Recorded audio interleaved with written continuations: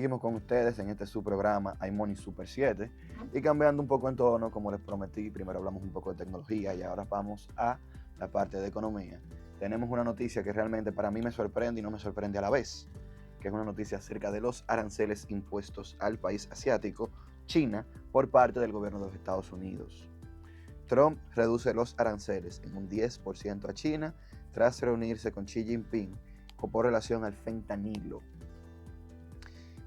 Yo me sorprendo porque tiene todo el año atacando a China, todo el año peleando en una guerra comercial que solamente se vino calmando hace un poco de tiempo, hace unos días. Y luego el darse cuenta, que todo el mundo se lo dijo, de que ponerle aranceles a China de esa magnitud no era la manera más inteligente de atraer la producción a los Estados Unidos y iba a afectar al pueblo americano.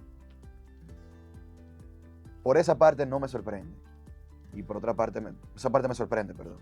Y por la parte que no me sorprende es por lo mismo que mencionábamos en el día de ayer. El que le diga a usted que sabía lo que iba a pasar le está diciendo mentira. Porque ni siquiera él mismo sabía lo que estaba sucediendo. El presidente de los Estados Unidos es el hombre más poderoso del mundo y debe ser también uno de los hombres más informados, si no es el más informado, de cómo se mueven los mercados, de cómo se mueven las cosas, de qué sucede. Pero aún así, él, después del Día de la Liberación, empezó a imponer aranceles de manera democrática, por decirlo de esa manera. Y empezó a tomar ciertas medidas que no veían un norte de cómo iban a funcionar las cosas. En mi carta de bingo de este año, del 2025, yo no tenía que Trump iba a poner aranceles a todo el mundo. Yo sí pensaba que quizás para aranceles a China, quizás aranceles a Rusia. Y tampoco tenía que él se iba a reunir con China para hablar de la manera que habló en la nota de prensa que estamos viendo ahora. Él, refiriéndose a Xi Jinping, un gran líder y el líder de un país muy poderoso y fuerte, China. Esas fueron las palabras del mandatario de Estados Unidos cuando iba de regreso a Washington luego de su cumbre en el Air Force One. Y la excusa que utiliza para decir que va a bajar los aranceles es con relación al tráfico de drogas, narcotráfico y el fentanilo. Él dice que busca fortalecer la colaboración bilateral contra el narcotráfico. El narcotráfico es un problema que nos engloba a todos en el mundo. Ya las cosas no son como eran antes, que tú tenías un tráfico local o tenías una ruta muy predefinida de cómo se movían las cosas y tú peleabas contra ese crimen organizado. Ahora tenemos una red global que nos afecta a todos y realmente afecta especialmente a los ciudadanos de Estados Unidos. Y yo veo que eso está bien, eso está excelente, pelear contra esas cosas. Pero tener una guerra comercial con un país y luego bajar los aranceles a ese país y tú mismo declarar que ponerle aranceles en primer lugar de esa magnitud no fue lo más inteligente. Por favor. De todas formas, no le está quitando los aranceles del todo, por lo que nosotros no hemos perdido la oportunidad como país de poder aprovechar las puertas que se abren en el comercio por tener el tema arancelario. No solamente eso, el tema de los aranceles. También tenemos que algunos senadores, diputados, representantes, en Estados Unidos están tratando de llevar un voto para poder remover ciertos aranceles a diferentes países de Latinoamérica. Ustedes y yo sabemos que el gobierno de Estados Unidos sigue cerrado, sigue en shutdown, por decirlo de una manera, y todavía no vemos que vayan a una resolución para que vuelva a abrir. Pero aún así hay algunos legisladores que están trabajando. Me parece admirable. Por lo que tenemos que ver el año que viene cómo se va a desenvolver Estados Unidos en diferentes ámbitos internacionales por el mismo tema de los aranceles, ya que se está apuntando a que el Senado, la Cámara de Estados Unidos, va a quitar los aranceles del presidente. Y también tenemos que ver qué sigue sucediendo entre Estados Unidos y China. Esta medida, luego de la reunión del presidente Donald Trump con Xi Jinping, hace que los aranceles de China bajen a un 47% solamente. Y lo que apunta es, la tendencia es que sigan bajando. Yo estuve investigando al respecto y aunque sí, hay muchos negocios que han asumido el tema arancelario de otros negocios que se prepararon, porque eso fue lo que el presidente Donald Trump dijo en su campaña, que iba a poner aranceles, no se esperaba que fuera todo el mundo. Muchas empresas se prepararon por los próximos 2 años, compraron mercancía de manera adelantada para que no fueran afectados por las medidas arancelarias. Y también algunos negocios más grandes han asumido el costo por el momento. Estuve realizando una investigación y muchos negocios, especialmente empresas medianas o empresas pequeñas en los Estados Unidos, han transferido el costo de los aranceles al cliente. Y están adrede informándole a los clientes cuál es el precio, cuál es el aumento del precio por aranceles que están realizando. Tienen una sección en la factura que dice en algunos sitios, tanto por el producto, tanto por aranceles, tanto por impuestos. Amazon en su momento dijo que iba a realizar eso en su tienda. Y eso al presidente no le parece. Y se ha pronunciado de que ese comportamiento es inadecuado. Porque él esperaría que los negocios se coman el margen de los aranceles para que no le aumenten el precio al cliente. Y encima de eso se motiven a tener una producción local. Una de las cosas que hablábamos de cómo se maneja este tema de la producción local. Tú no puedes esperar montar en 6 meses lo que en otros sitios tomó años. En China, que es el productor del mundo, hay 2 ciudades que son específicamente para producir, que toda su logística fue creada para producir cosas. No fue que una ciudad llegaron industrias y se montaron industrias, no. Fue que a las industrias le llegaron ciudades.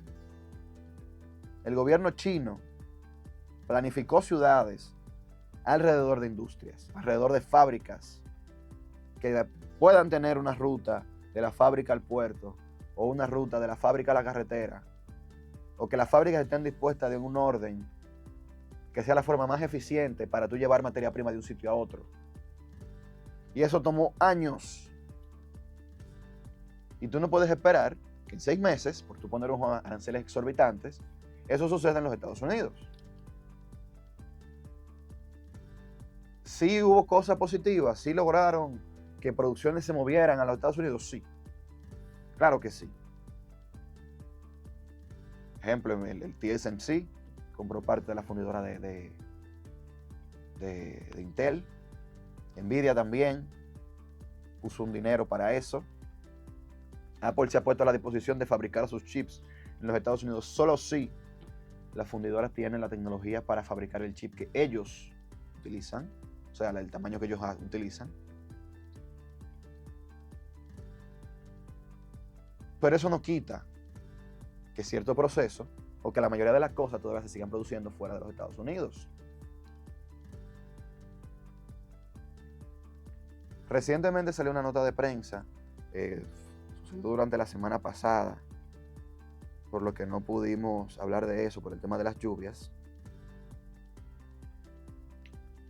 donde hablaba de que ya se produjo el primer bache de Nvidia en los Estados Unidos. Pero la noticia tiene un pero. Solamente se produjo el chip como tal, la parte del chip. No se produjo el chip completo, no se ensambló completamente, no se puso en un paquete para ser vendido. sino que tuvo que llevarse el chip a China para que terminaran de poner el paquete, el empaquetado, y que luego regresara a los Estados Unidos para ser vendido. Y solamente por eso tienen un impuesto de aranceles. Entonces, ¿el precio se redujo significativamente? No, se redujo un poco. ¿Es positivo? Claro que sí. Se está reviviendo la fundidora de Intel, se está diversificando con nuevos productos. Y obviamente las empresas que invirtieron en él ya están viendo sus resultados, mismo Nvidia, produciendo sus chips ahí. Pero ¿de qué les sirve si todavía no tienen toda la infraestructura que conlleva realizar un procesador, un chip? Si como quiera tienen que mandarlo a otro país para ensamblarlo. Sin mencionar que esos chips son extremadamente delicados. O sea, lo coherente es hacer el chip en un sitio, moverlo por poco tiempo y terminar de empaquetarlo en otro. No ponerlo en un avión, llevarlo a China y después ponerlo en un avión y traerlo a Estados Unidos de nuevo. Y usted se preguntará, pero si Intel tiene una fundidora, ¿por qué no pueden hacer ese ensamble ahí mismo? Si los chips de Intel se ensamblaban en ese mismo sitio. Sencillo. Nvidia e Intel no son lo mismo. Un chip de Intel es una placa de plástico que engloba el chip que se produjo. Un chip de Nvidia lleva todo un circuito y una configuración por la naturaleza del chip que tú tienes que tener disponible para tú ensamblarlo. Tan sencillo como eso. Por lo que yo considero que el gobierno de los Estados Unidos debe buscar otros incentivos para lograr el cometido de querer tener una producción más local. Estados Unidos es un país que ahora mismo tiene un 60%, 70% de servicios. Lo que significa que todo lo consumen, o la mayoría de las cosas que consumen, no son de su producción local.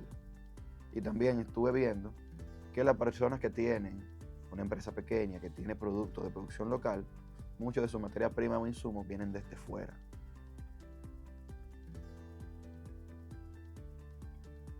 Nosotros mencionábamos en el día de ayer que el presidente está hablando, o se está dando cuenta que los aranceles no le están funcionando. Pero todo el mundo a su alrededor, yo estoy seguro que se lo dijo en algún momento. Estoy seguro que en algún momento alguien le hizo la salvedad de que tener esas medidas arancelarias era detrimente para su economía. Y ahora Estados Unidos enfrenta una crisis que está tratando de ser manejada por Powell y por otros actores que esperemos que no nos salpique tanto a nosotros. Estados Unidos le da gripe, nosotros tenemos neumonía. Eso lo sabemos bastante bien. Ellos todavía tienen su inflación controlada dentro de lo que cabe. Están por encima de su meta inflacionaria. Y se están enfrentando a un problema de empleos, donde la gente no tiene trabajo. Creo que fue en el día de ayer, producción que me corrija si me equivoco, que la Fed anunció su segunda reducción de tasa de política monetaria en los Estados Unidos. El mismo Powell había dicho a principios de septiembre que iba a reducirla 3 veces, ya redució la primera en septiembre, está reduciendo la segunda ahora. Y todavía tenemos que verificar cuando lo haga la tercera vez. Los intereses lo está recortando para dejarlo entre 3.75 y 4%. Pero la incertidumbre sigue siendo elevada. Tenemos ahora mismo 3 cosas que tomar en consideración con el tema de la economía de Estados Unidos. Los aranceles del presidente, que estamos viendo que lo está reduciendo en diferentes lugares, principalmente en China. Los aranceles del presidente de nuevo, pero en ojos del Congreso, que están votando para retirar los aranceles de algunos sitios, como por ejemplo Brasil, y la reducción de la tasa por parte de la Fed.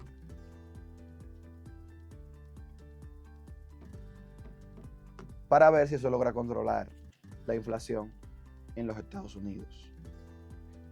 Y aquí, citando al mismo Joan, esta reducción, ambas medidas son inflacionarias, tanto los aranceles como bajar la tasa.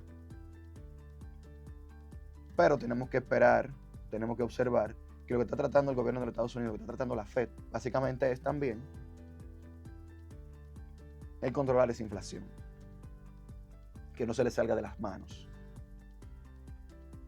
Y como digo, que no nos afecte tanto a nosotros, porque de que nos va a afectar, nos va a afectar. Si en Estados Unidos hay más inflación, entran menos remesas, la gente viaja menos, compra menos, porque todo es más caro.